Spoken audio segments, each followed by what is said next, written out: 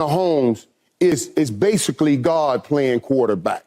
Chiefs Kingdom Live. So on at it. What's hot?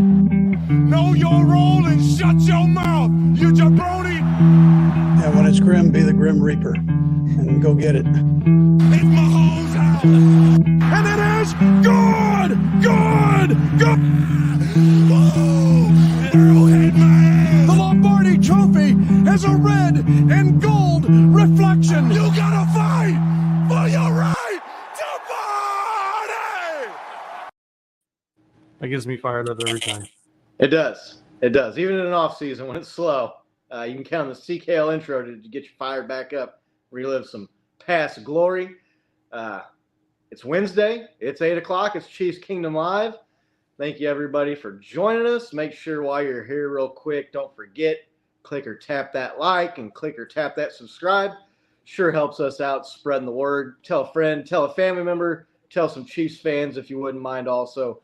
We'd sure appreciate it. Got a good show tonight. Another off-season week here in the books. We got more rings to talk about. The Chiefs are definitely the lords of the rings here lately. Yet another Chiefs Super Bowl victory ring, championship ring to talk about. It's almost getting old at this point, but training camp. Never got a Super Bowl ring again. Right.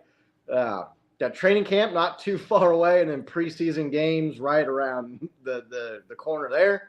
Crazy how fast the offseason goes, especially when you're in the Super Bowl every year.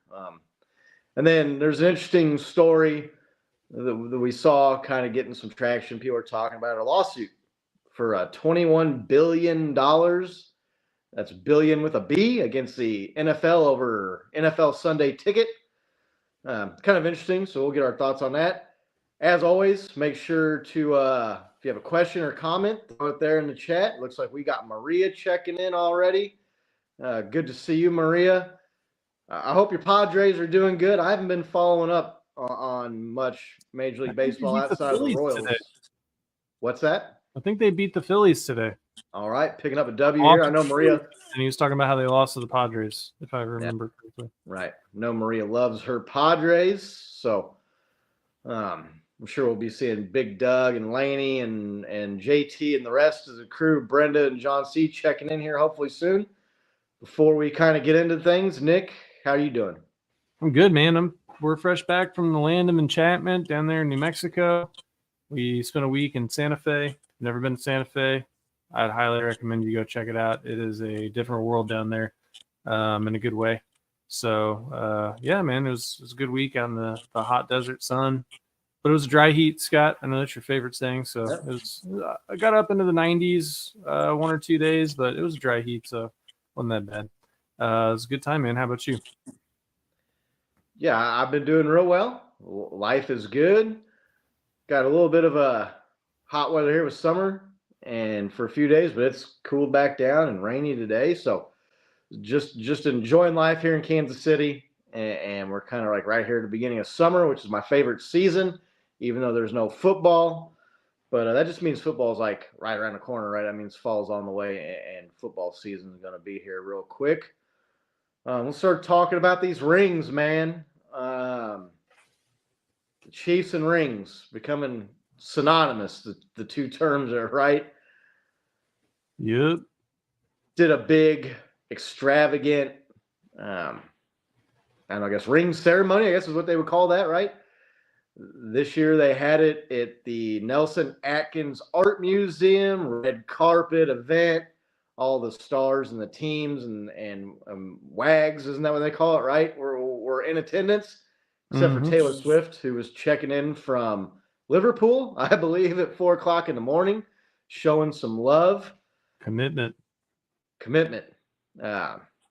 Taylor's all in on the Chiefs. So she's abandoned the Eagles, it would look like, and is a member of Chiefs Kingdom now. So good to have her. Good to see Susan checking in, saying hello. Thanks for stopping by. Just your initial thoughts on this latest version of a Chiefs Super Bowl victory ring, Nick. I mean, it's sick, dude.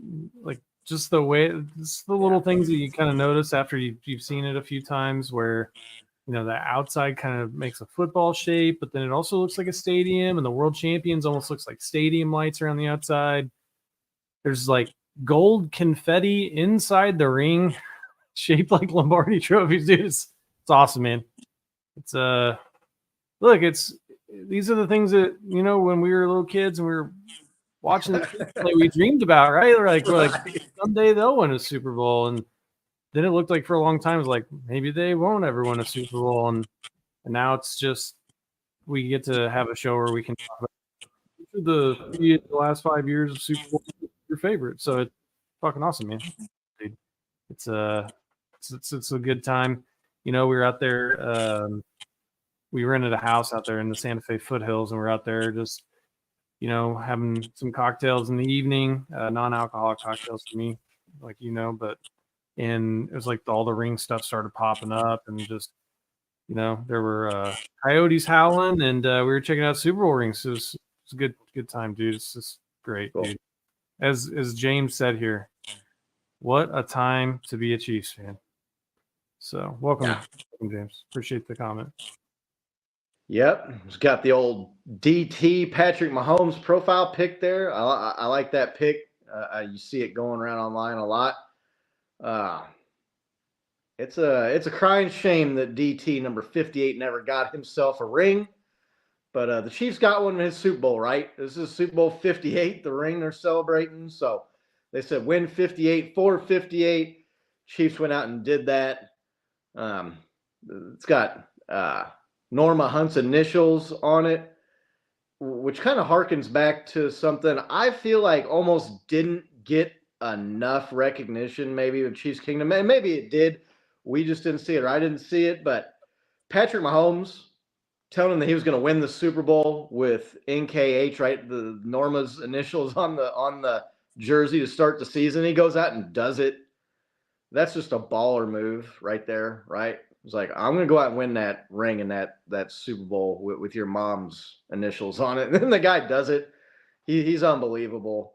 And the ring is, I mean, I don't know if bling even justifies is the right term for it. I mean, it's just a beautiful piece of art almost. I like how they did the two big Super Bowl trophies there in the middle, mirrored back to back, right? I know it says on one of the sides of the rings back to back, but I thought that was kind of what stood out to me when I first looked at it, was they were kind of like doing a subtle hint to the back to back, which hadn't been done in 20 years, and only a handful of teams have done that. So overall, really, really impressive ring. That's probably my favorite feature, front and center, honoring, like I said, the repeat, which is exceedingly rare in the NFL. What is maybe your favorite feature? What do you like best about the Super Bowl 58 championship ring? Yeah, the Lombardis are cool. To be honest, I mean the ring is awesome, but I think my favorite thing is that there's just like little pieces of confetti that rattle around inside when you open it up, man. Like, I don't know why I think that's so cool, but it's just like there's confetti inside the ring, man. It's just something new. It's functionally it looks just like a continuation of the other rings, which I think is nice. There's been a theme, so they're all kind of connected in how they look. So but yeah, I think that was like a nice touch from the jewelers there, putting those in there. So yeah, no doubt, did a great job on the design of the ring.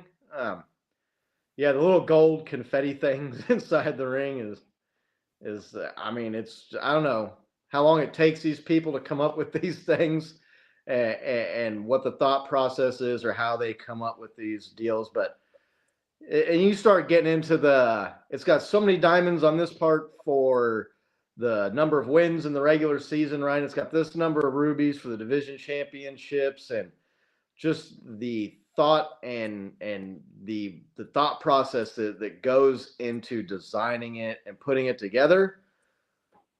making the ring, going through and then designing it and making it is, I don't know how much goes into it, but some of these things are about $40,000 a piece, right? Does that sound cheap or does that sound expensive for a Super Bowl championship ring to you? I don't know why I always kind of thought they were more expensive than that. I don't really even remember them making a big deal or it being talked about how much last year's cost. But what do you think about a $40,000 price tag for the ring? It's, to be honest, it's cheaper than you think, but then you think about how many of them things they got to buy, right? I mean, they have 53 players on the active roster just for the Super Bowl, not including anybody that was there for part of the year that they traded away. They've got all the coaches, right? They've got front office people. I mean, $40,000 ring. That's just the cost. That's players and coaches, though, right? Yeah. Like the front office and the salespeople, those people. I mean, I'm not trying to diminish. Well, I mean, I'm talking like theirs isn't 40. The executives. Mark Donovan got a real ring. You know what I'm saying? Oh yeah, for sure. So Brett Veach got a real ring, but yeah, it's it's a good chunk of change. But yeah, you would think that they would. I thought they would be more expensive, but I guess they're smaller diamonds. Those little diamonds don't cost a lot. Those little rubies probably don't cost a lot. And I don't know. I mean, it's probably not like your local jeweler where they're trying to mark them up, 500% or whatever to make money. But yeah, they're getting the I don't know what group discount's the right word to use, but right, when you buy things in bulk, they get cheaper. Yeah. And considering they've also bought 2 sets of rings in the last 5 years prior to this, right, last 4 years prior to this. I don't know if there's any bit of a cost discount there, but yeah, just an awesome ring. 4 Lombardi trophies on that ring. That puts you in some elite NFL franchise company there. To think that a few years ago the Chiefs were a 1 Super Bowl win team from back in the day, Super Bowl 4, right? What Patrick Mahomes and Andy Reid and Travis Kelce and Brett Veach and Chris Jones, these guys have done, bringing 3 championships to this city and building and creating and sustaining a dynasty. In the modern day NFL, a lot of those early dynasties, they didn't have salary cap or they didn't have free agency. There wasn't as many teams, shorter regular season. I don't want to try to diminish what they did or say that the level of competition wasn't as great, but I feel like you got to think it's a little bit more difficult now, right, with the parity in the league and the way things are set up than previous. So that Mahomes, the 15, I mean, just look at the detail on the side of that thing. How I mean, I'm guessing they probably use a computer or something to design it, and then they do like a mold or I don't know, man. That's wild to think about it. Especially you're talking about like the stadium aspect to it on that side view there. That looks like the lights, right, around the top of Arrowhead. right. So just a beautiful piece of work. The one of the maybe not so great talking points was the typo on the ring. Kind of an oops by somebody there. I don't know. Where's that? I don't know if trouble is the right word to use or not, but yeah, maybe someone got scolded. I don't know if someone lost their job. It's a pretty minor detail that got overlooked, but if you haven't heard by now, obviously we're talking about the Miami was not the 7 seed.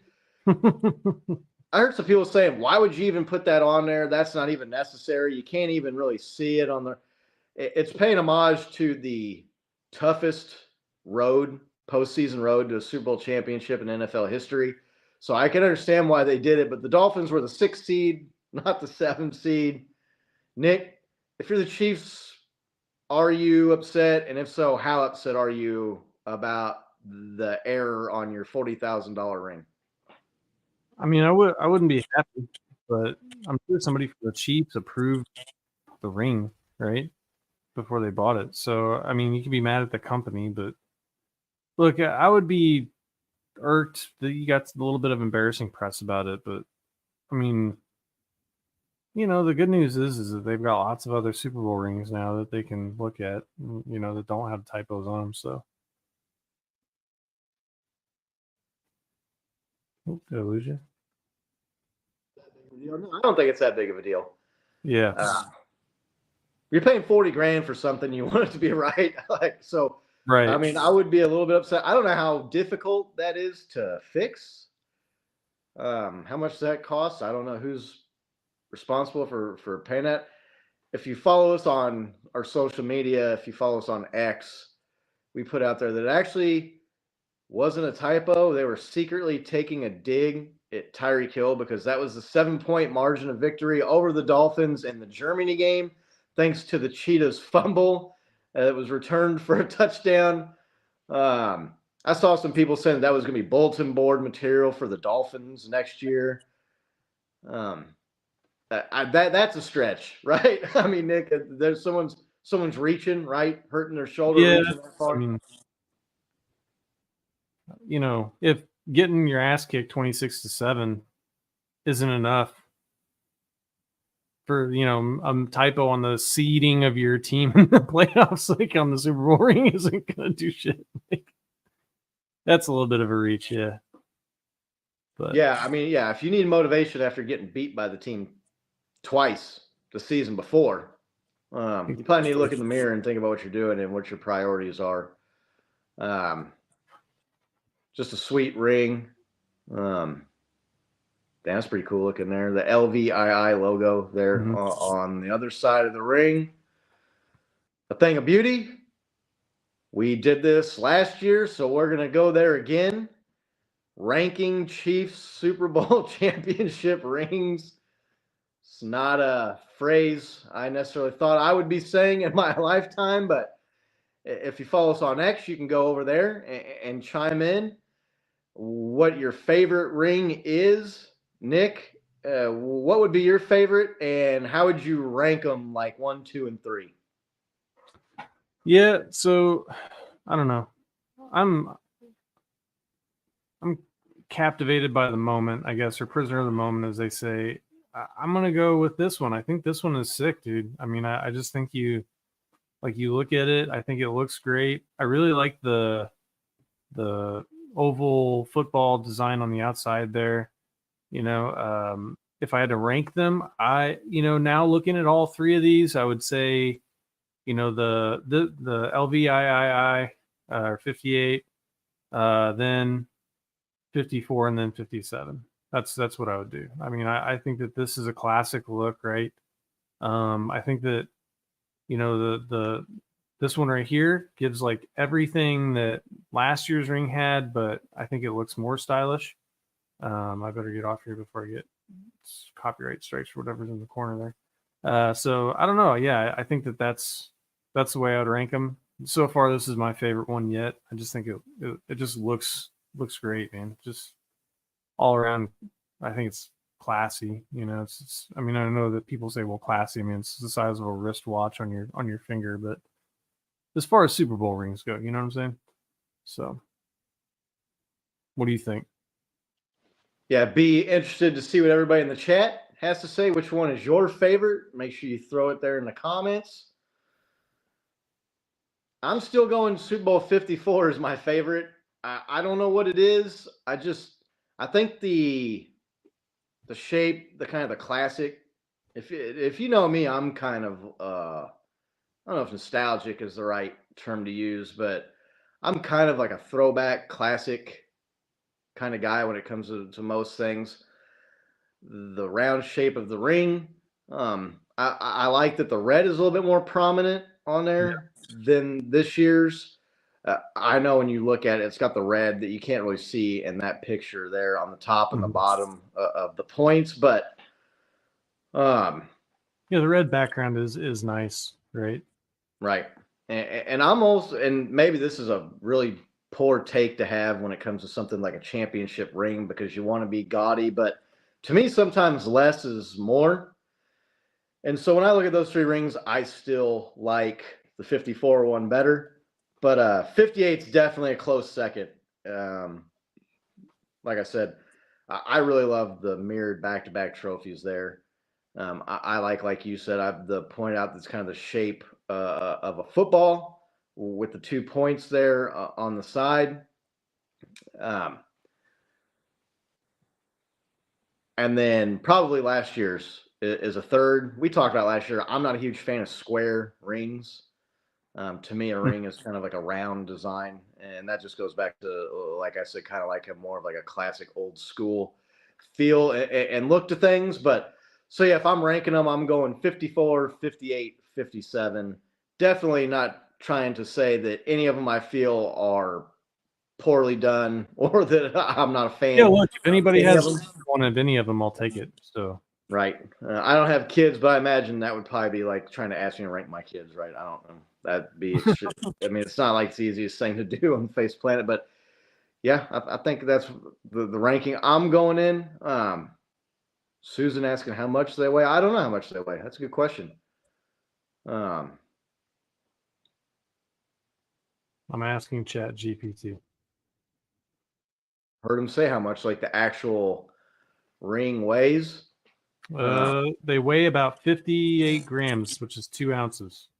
2 ounces. So that's a pretty good weight. It's a hefty ring, dude. Yeah, those are things you wear to special events and occasions and to other Super Bowl championship ring ceremonies.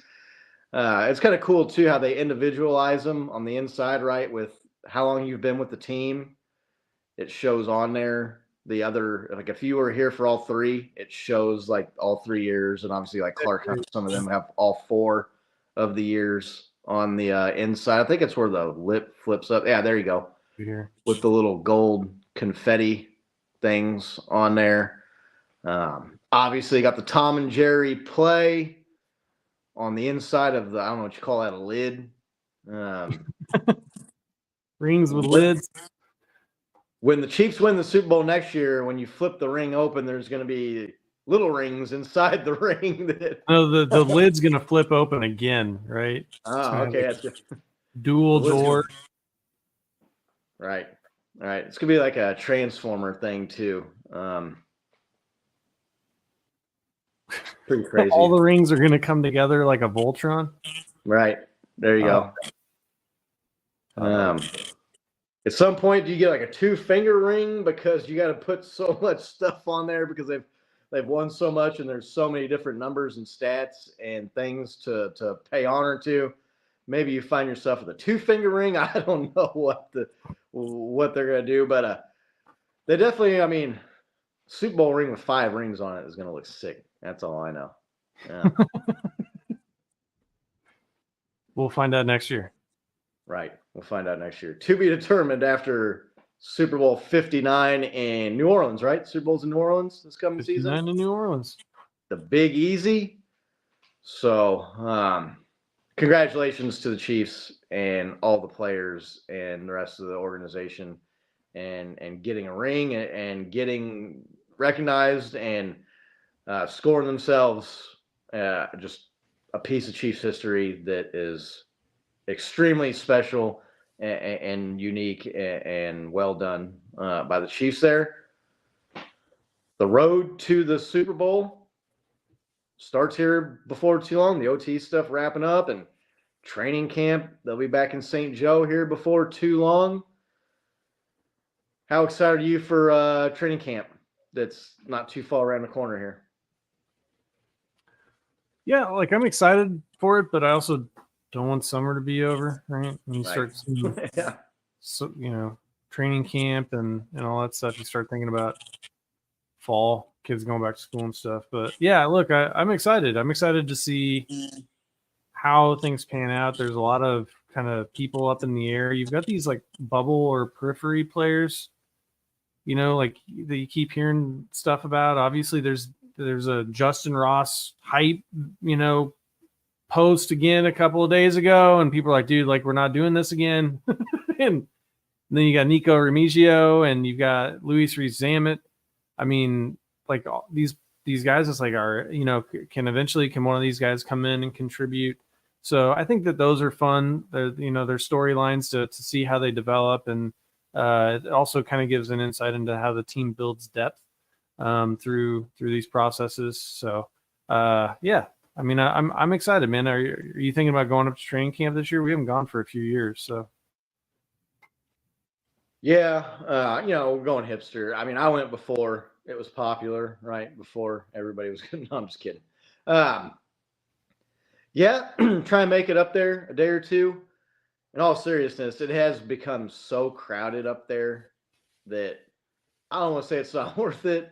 It's not that far of a trip from where we live, but yeah, might have to try to get up there this year for a day. Maybe we'll try to get up there for season ticket day and try to beat the crowds a little bit. Maybe take a vacation day or something. I got some of those I need to burn anyway. Training camp to me it's fun to watch, like you said.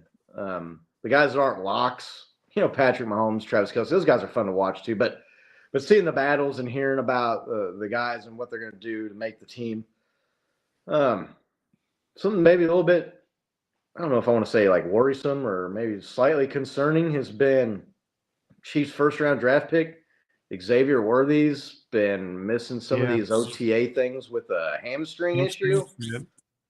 Ooh, man, that's not good for a speed guy like that.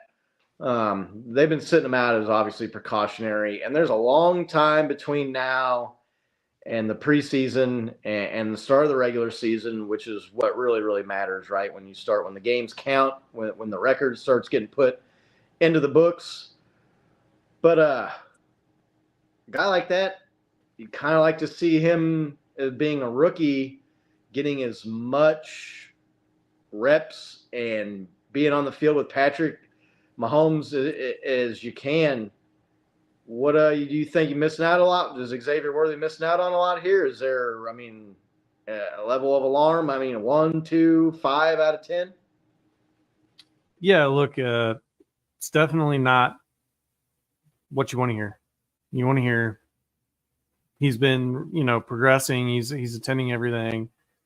He's all bought in, right? I'm not saying that there's been news he's not bought in, but it's just unfortunate that the season hasn't even started, and you hear that your guy that you're really excited about, there's your first round draft pick, is already injured, right? There was a hand injury in college, and look, he's kind of an undersized guy, right? And so there's just these worries that is he going to hold up? Is he going to hold up in the NFL? And these kind of promote those anxieties to flourish among the fan base. But at the end of the day, it's really early. It's better than hearing that it's at the end of training camp that he's hurt or, in preseason. So I'm not freaking out, but it's just definitely, you just worry about him losing some of this experience because it's all new is coming in. However, he's got the best coaches in the NFL and he's got the best quarterback in the NFL to help guide him through, even if he does miss a little bit of these, preseason deals. So I think he's going to be fine. We just need to make sure that we don't aggravate the injury and make it worse as a coaching staff, right? And I say we, I'm not part of the coaching staff, obviously, but as a team and a fan base, right? We don't want him to rush anything and turn it into a larger injury. So,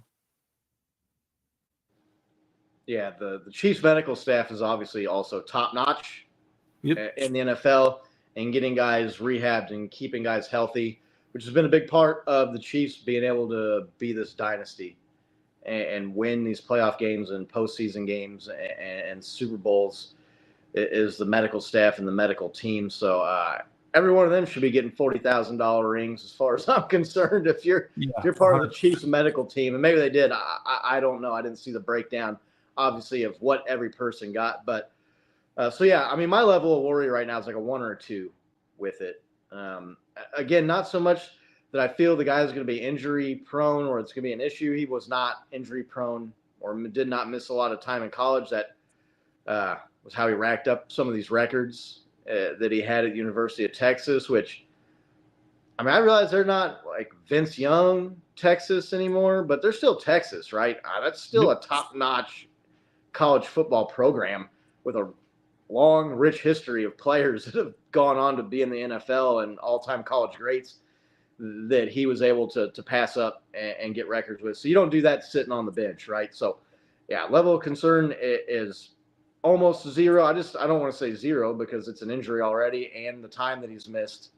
You would like to have that, but I'm confident that he's going to be healthy and ready to go in the regular season. I'm also kind of looking forward to seeing what the tight end, Wiley, the Chiefs picked up. Chiefs Kingdom's pretty excited about this guy. He comes with a lot of good reviews, right, and scouting reports, and so there's kind of a buzz around him. Looking forward to seeing what he does in training camp. That's not that far away. It's going to be here before you know it. So looks like we got Legos in the house again. Good to see you. Hope you've been doing well. Thanks for coming in. Training camp. I can't remember. Was that Patrick's first or second year that we went up there that one time? Remember in some of the throws and the plays that he was making? This was before Patrick Mahomes was Patrick Mahomes, right? Like the dude was making some plays, and we were kind of sitting there looking at each other, and we're like, "Can you see that?" It was a little bit of a glimpse of things to come. So you never know when you're up there in training camp. You might be seeing the beginning, right, of someone who is going to be really, really good. Another person that has been showing out in OTAs, and I'm looking forward to see what they can do coming in year 2. Rashee Rice, everything has been really, really good for him so far, and he's kind of been dominating the OTAs. He's got the suspension looming, but what kind of training camp do you think Rashee Rice has? Nick, you think he makes a big step forward and kind of just starts flashing and blowing up this year? Yeah, you hope. You hope that the worry is that his focus is on, things like, am I going to prison or not, right? And so you just hope that his focus is right. But yeah, look, second-year receivers in the Andy Reid system, that's typically where you start seeing their major upswing. And last year, towards the end of the year, you saw the progress that he made. He had an impact in the Super Bowl. He made a big third down conversion in overtime, coming right across the field. So you hope that that's what you're going to see. I think that Rashee Rice is going to be a beast, man. Given that he can continue to play and develop in this league, you see the talent. Now you see him opening up opposite another legitimate wide receiver threat with Hollywood Brown. That's just going to make things easier for everybody, right? I mean, the more the defense's attention has to be divided between playmakers, the better it is for everybody. So it's kind of like the rising tide raises all ships, right? So I think that you're going to see Rice start to understand more. I think that a lot of what they were doing with him last year was, hey, look, this dude can move with the ball. We're just going to get him the ball as soon as possible and see, what he can do getting downfield. And now you're going to see him hopefully have a deeper understanding of the routes and the concepts of the Andy Reid offense, so you can get open downfield and maybe have more of like a home run effect would be the hopes, right? So I'm excited to see what's upcoming for him this year. Yeah, he was kind of this is going to sound like I'm kind of like, I don't know if it's going to sound like I'm putting the guy down or whatever, but it's kind of like a Deebo Samuel light with the way the Chiefs used him last year, right? Get the ball in his hands, let his strength and his speed. He was a yak machine last year in the NFL. I want to say he led the league, or maybe it was rookies, and was like second, top 2 or 3 overall in yards after catch last year. Would like to see him maybe get downfield some more, but if that's his game and that's what he can do, he obviously proved that he can be productive doing that. With the suspension looming, that's another reason you need Xavier Worthy healthy and ready to go earlier in the year if you're going to be missing some games out of Rashee Rice.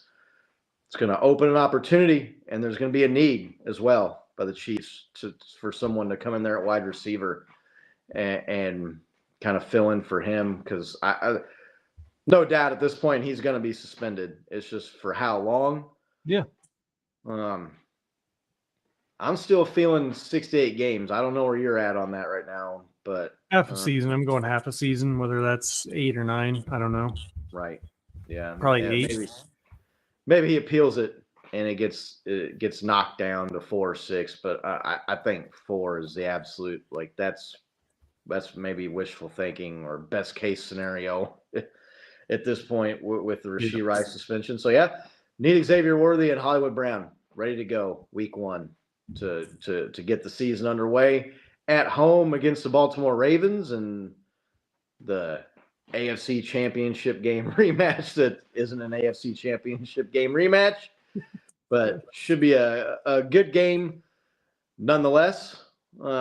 We were talking about one of the Eagles game from this past season while we were out on vacation, and my oldest, right, she was like talking about how it wasn't a rematch. It just said, "Oh, you have been listening to your Uncle Scott."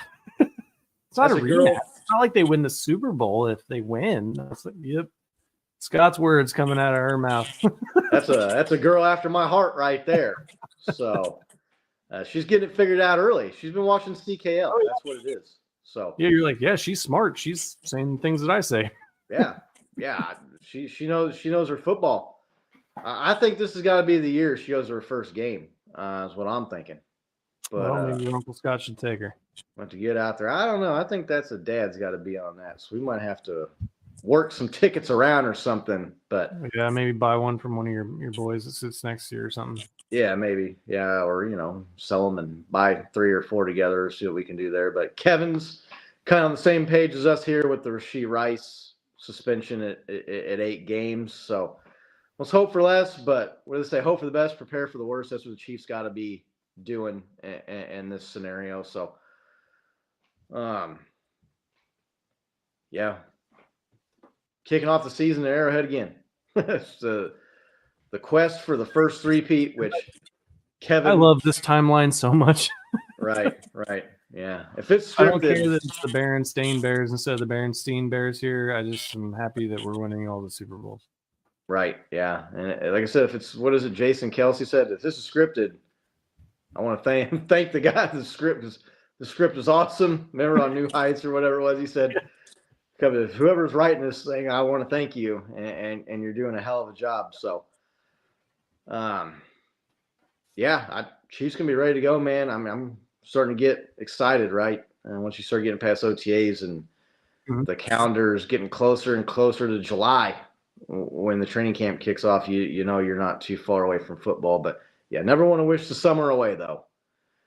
Yeah, it's a good time and warm weather and getting out of the pool. So, we talked about at the beginning of the show, kind of an interesting story that somehow has flown under the radar for a number of years at this point.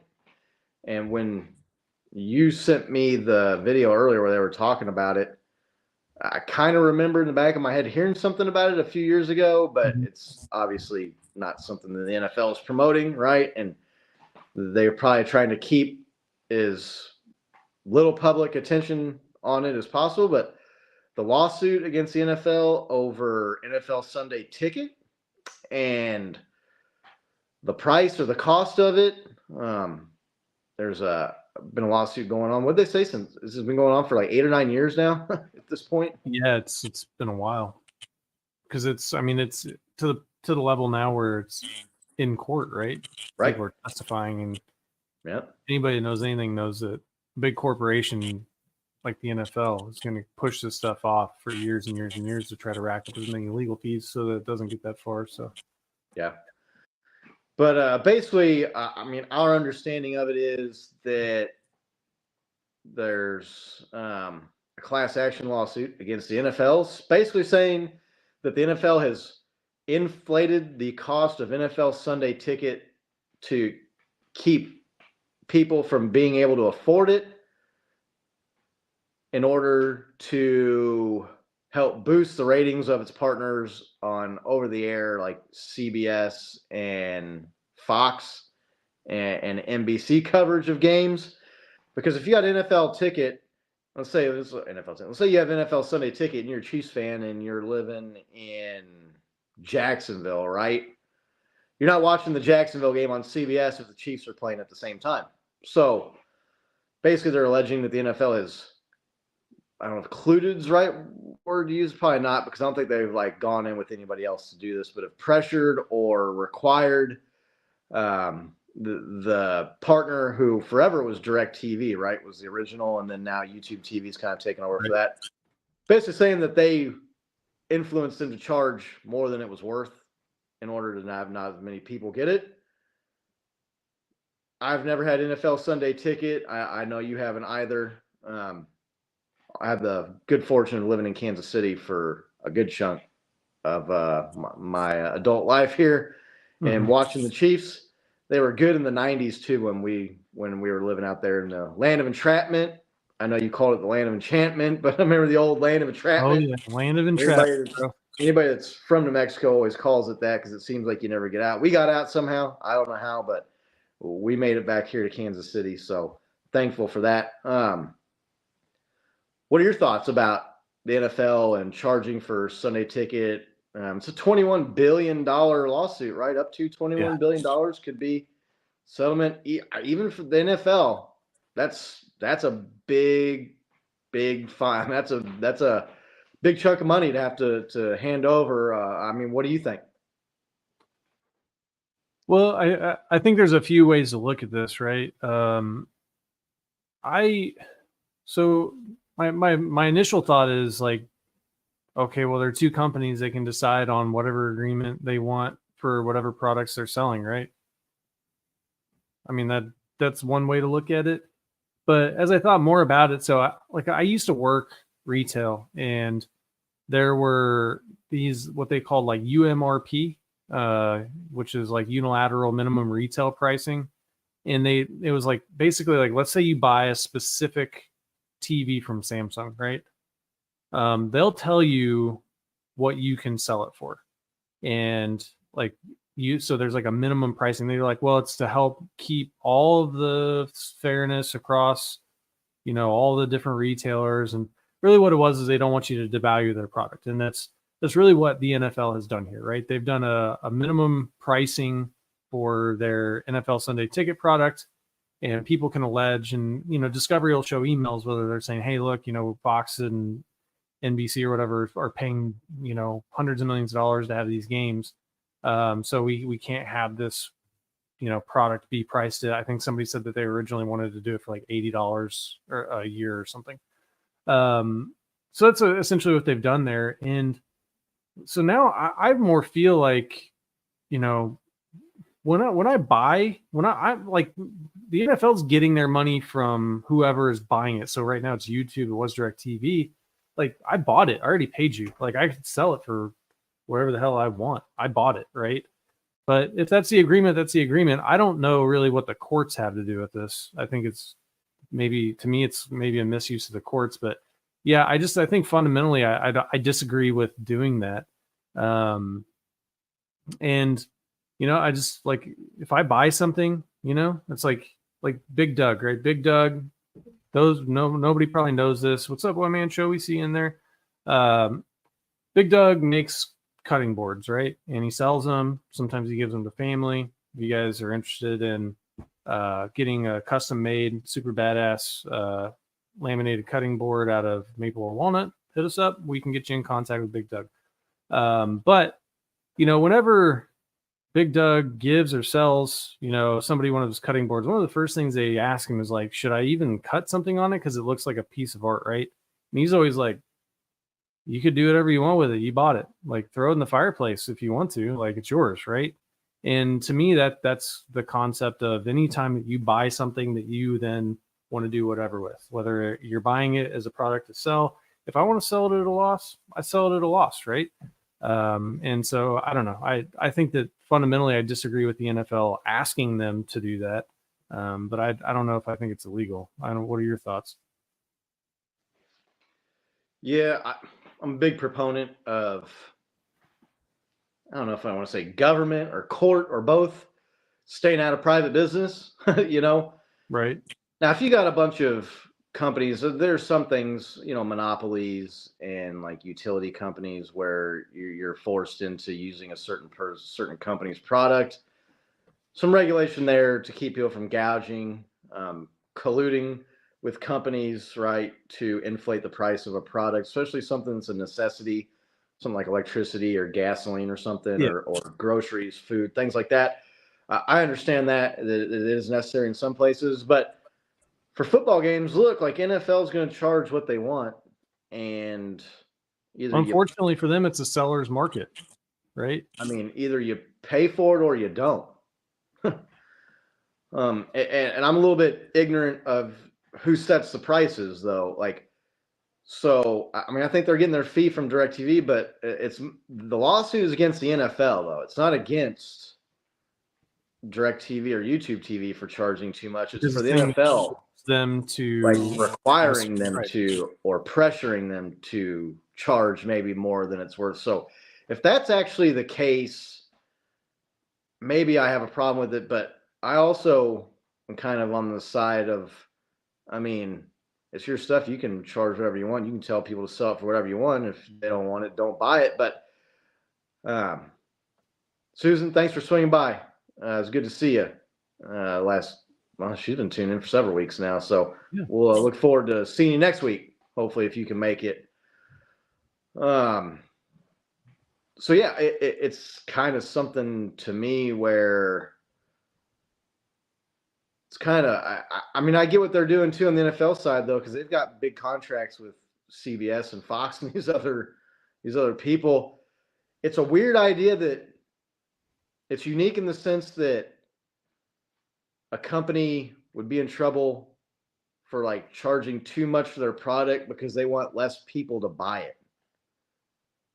Like, usually it's the opposite, right? You want, like, a company would want to sell wants as many subscriptions as they can, right? Like, so you would try to set the price where you think is the highest amount where you can get the most subscriptions, right? If you had a graph and you tried to chart it out and your x-axis was price and your y-axis was subscriptions, you try to like get that somewhere in there where you're maximizing the two. So I can see where someone could look at it and be like, well, that's not a normal business practice, right? So maybe they are up to something here, but ultimately I kind of fall on the side maybe of the NFL here.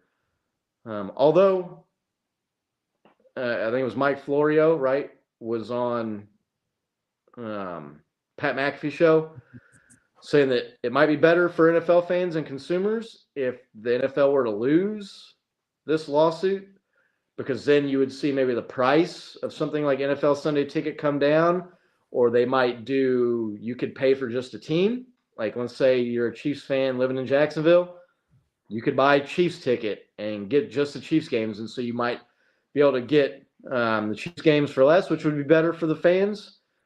So a little bit torn there. Like, if it's better for the fans, then it's just going to be like when you gave up cable and you're like, yeah, no, I'm just going to do like Netflix. And now you're like Netflix and Amazon Prime. And right. So when you end up a la carting all that stuff, anybody that's paid a la carte at a restaurant knows, like, you end up paying a lot more when you buy all this stuff. Yeah. So yeah, I don't know, but if I'm a Chiefs fan living in Jacksonville, I'm not buying the Cowboys games and maybe if you had a family and they had 2 or 3 fan bases inside the family or something. So I don't know. Is, like, instead of paying $400 a year for all the games, you'll pay $100 a year for like just the Chiefs games. Yeah. Yeah. I don't know. Maybe you don't watch the other games anyway, so it's still saving $300 bucks. But on a per game basis, that's like way more expensive. Right. And unless you're like a hardcore NFL junkie, you're probably not watching all the other games anyway, right? I know there's some people that are fans of just the league or a player or something like that, but something to keep an eye on. That's a big chunk of money for the NFL to have to fork over if they lose. You got to figure they're going to make up their money somewhere. So, I don't know, maybe they charge more for a jersey or they charge more for something. I don't know where they would they're going to want to recoup that money they lost somewhere. So it's kind of like you see these people that have frivolous lawsuits. I'm not saying that this is a frivolous lawsuit, but you see frivolous lawsuits against insurance companies or businesses, and you say, well, good for that person. Well, yeah, but that's just your rates are going up on your insurance. Like you're paying like the big company, right? The corporation, they're not going to lose out on that money. They're going to make their money back. And I'm not saying that that's necessarily anything bad by them. A business is in business to make money. That's the primary focus of a company, right? Is to make as much money as possible.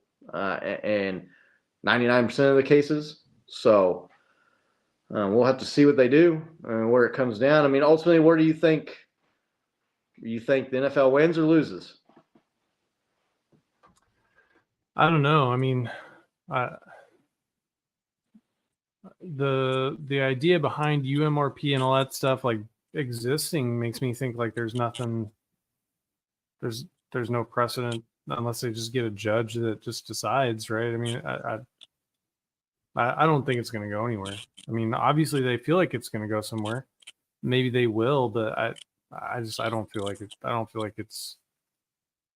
like what they're doing is illegal. Does it seem like it's illegal to you? No, it doesn't seem to sound illegal. Maybe unethical. I mean, you can maybe make that argument, which is, I'm sure, what the people that brought the lawsuit say.